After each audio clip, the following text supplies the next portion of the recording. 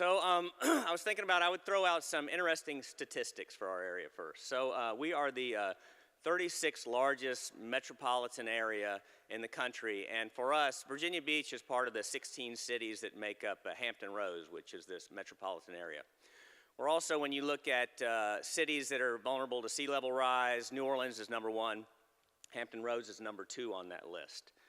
And if you go back and you look at 2004, there was one LEED project that was on the books in 2004. And so you go back a year ago, last time I looked in 2014, and there were 198 LEED projects on the books in Hampton Roads. So we've grown quite a bit in Hampton Roads right here. And then for us as a school division here, we're also, we're about 10.6 million square feet. We have about 1.6 million square feet of LEED building space. If you look at us over time, since 2006, when we started kind of looking at these things from a statistical perspective, we've grown in square footage wise to that 10.6 million square feet by 9%. But at the same time that we've grown in size, we've also decreased our energy consumption by 21% over that same amount of time right there. So, okay. And we do that through a variety of means, the new buildings, performance contract work, stuff like that. But what's interesting to me also is that a few months ago they came out with this statistic in the paper, and it showed that the most conservative, politically conservative cities in the country. And Virginia Beach ranked number 3 as the 3rd most politically conservative city in the country. You had, let's see, someplace in Arizona was number 1, and then San Francisco was, of course, the most liberal city in the country right there. And the reason I like that statistic is because here we are, we've also been voted as one of the greenest school divisions in the country. We're one of the most conservative cities in the country. So that kind of sets up a model for other people to follow, because when most people think about sustainability and cities around the country, they think about Seattle, Portland, anywhere in California, maybe the hippies who live in Denver and around Colorado, some of those folks, but they don't think about other cities as being sustainable. So to me, that's a big advantage for us, is that I think we can show people that, hey, if these guys in Virginia Beach can do this, why can't you do it anywhere else? So those are my little statistics. And so when I go around this conference, or when I go around anywhere else, people are interested in hearing our story. So they always ask the same question, well, how did you get started? And I'll say, well, we did this, we did that, and they want to know, no, how did Virginia Beach Schools really get started on this whole process? So what happened with us is, back in the 90s, I worked for an architecture firm in Norfolk. One day we had this dude came in there, he had the ponytail, he had the Birkenstocks, he said, hey man, we would like for you to design this building for us based on this LEED criteria. And in the 90s, LEED was a pilot program at the time. And so, he kept telling me every 10 minutes he was a vegetarian, and so I got the whole process from the guy. And he worked for the National Weather Service and NOAA right there, and they wanted to build a LEED building up in Caribou, Maine. So I got involved in the design aspects of that. And as we were kind of looking to see what was out there, everything was really new. Like I said, LEED was in a pilot program. California was starting to develop their high-performance model out there for schools. And you had Sandra Mendel, I think, with HOK, was the only other resource I could find that showed you, who had design criteria for sustainability. So all this stuff was just emerging at the time. And it's been interesting to watch this process since the 90s to today, because in the 90s, you couldn't go into a Lowe's or a Home Depot and find a low VOC paint or a low VOC sealant. There was no such thing as that. And so this whole process, and especially all the way to the folks that work at the USGBC, the people out in California with the high-performance schools, and people like Sandra who were developing this criteria, that's really what has moved this whole movement to where it is today. You can go in a Lowe's or Home Depot, you can pick up a low VOC paint, you can do all of this stuff. So what happened was I worked for this firm, then I came to work for the school division around 2001, something like that. We'd been building these elementary school prototypes all around the city. And so I worked for a guy named Tony Arnold. He's the director of facilities planning and construction. And so I said to Tony, hey, how about if we tweak one of these prototype schools and see if we can get a LEED certification out of it? And Tony said, yeah, do what you ever want. That sounds like a really good idea. And so we did that, we tweaked it, and Hermitage Elementary School became the first LEED certified school for us here in Virginia. And it didn't have a lot of the bells and whistles. It wasn't collecting rainwater. It wasn't doing all this special stuff.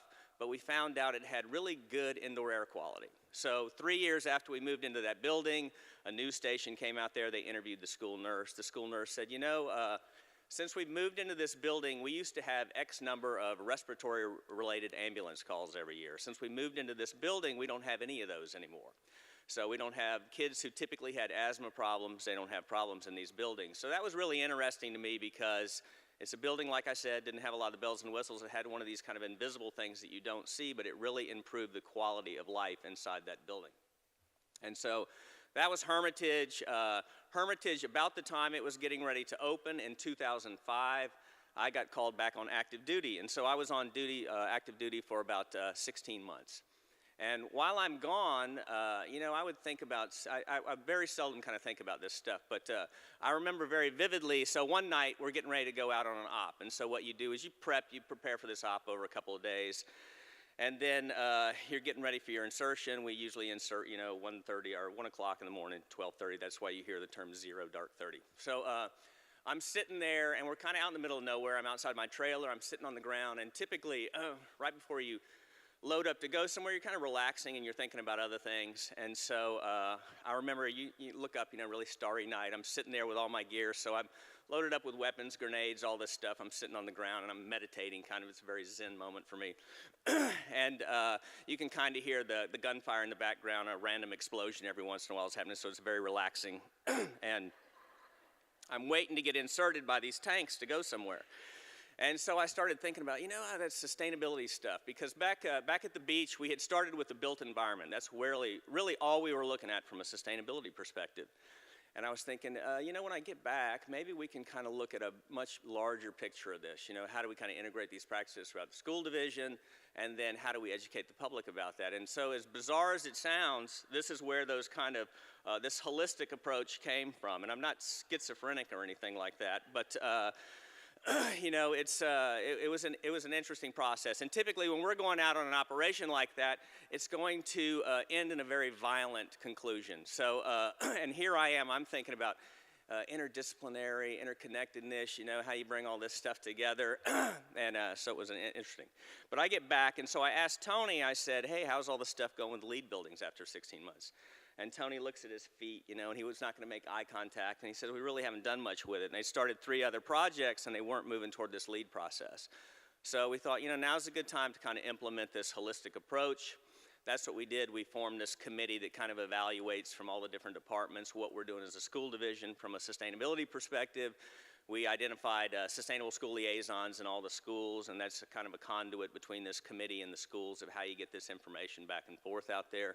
And we moved forward with it from there, and so it's been very successful.